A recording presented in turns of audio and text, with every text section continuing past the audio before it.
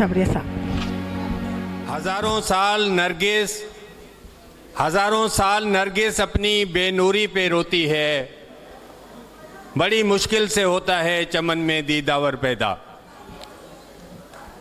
Respectable Education Minister, distinguished guests and all my teachers and students, मेरा topic जो दिया गया था contribution of मिनॉरिटीज।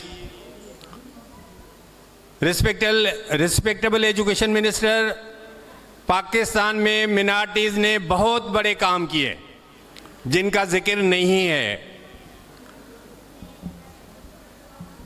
Saint Patrick college 1852 में बना, फिर BVS स्कूल बना, फिर NJV स्कूल बना, फिर DJ कॉलेज बना, और इसके अलावा हजारों मतलब है कि मिशनरी स्कूल्स हैं जो पूरे पाकिस्तान में काम करते हैं।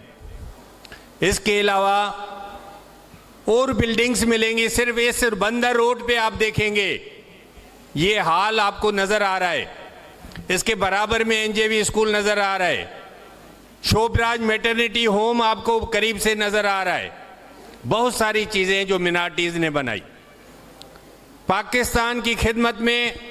अगर मैं नाम लेना शुरू करूंगा, जोगिंदर नाथ मंडल पहला लॉ मिनिस्टर पाकिस्तान का, SP Singha speaker Punjab assembly, Harchand Rai जब जमशेद नसरवान जी काउंसलर बने थे 1918 में, तो हरचंद राय प्रेसिडेंट थे कराची म्यूनिसिपल कॉरपोरेशन के।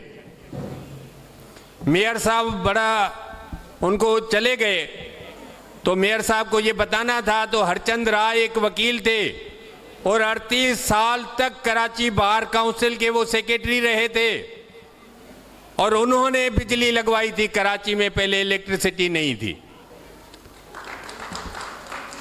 और जैसे ही हरचंद राय ने जगह छोड़ी 1922 में प्रेसिडेंट बने जमशेद नसरवान जी, पहले वो काउंसलर बने थे। इसी तरह हरचंद राय भी पहले काउंसलर बने थे।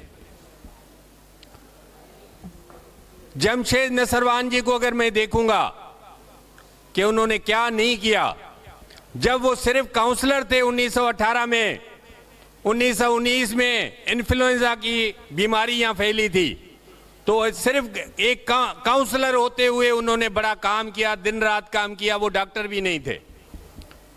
और ये मैं जो चीजें बता रहा हूं ये किताबों में लिखी हुई हैं। GM सैयद ने जो अपनी किताब लिखी जन्म गुजारिम जिनसी, उसमें लिखा कि कराची को सेपरेट करने के लिए बॉम्बे से, उसमें जमशेद नसरवान जी ने भी बड़ा रोल प्ले किया।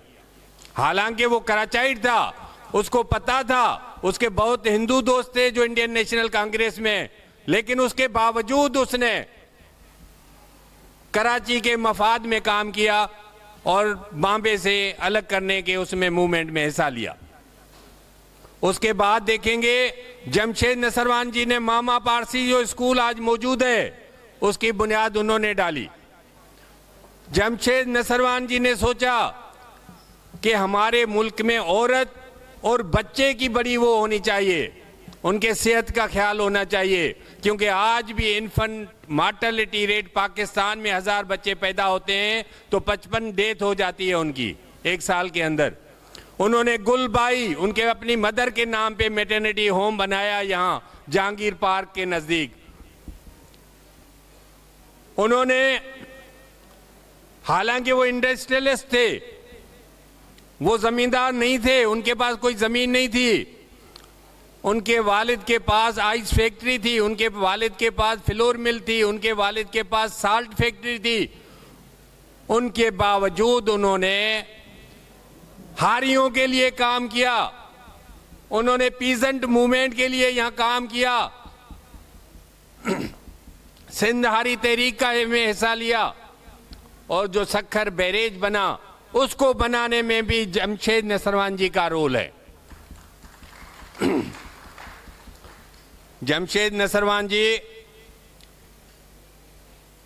सुबह को उठते थे तो पहली दुआ मांगते थे कि ऐ खुदा, मुझे ऐसी सेहत और सलाहियत दे कि मैं यूज हो सकूं, इंसानों के काम आ सकूं, मुझे ट्रांसपेरेंट होने की ताकत दे, मुझे सेल्फलेस बनाओ। तो ये रोजाना दुआ मांगते थे। ये अजमल साहब ने एक किताब लिखी है, कराची की कहानी। अभी मैं एक बताऊंगा, जो कलमाती साहब अभी रिसेंटली उनकी डेथ हो गई है, उन्होंने एक किताब लिखी,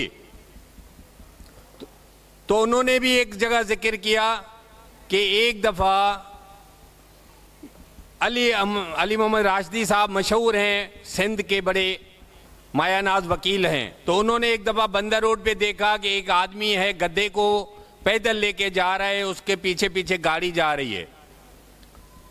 तो उन्होंने देखा कि वो जमशेद नसरवान जी हैं, जो एक गद्दे को, जो जख्मी गद्दा है, उसको लेके जो यहाँ बंदर रोड पे जानवरों का हॉस्पिटल है वहां इंटर हो रहे हैं। वो उनके पीछे जाते हैं कि मैं देखूं कि ये क्या कर रहे हैं।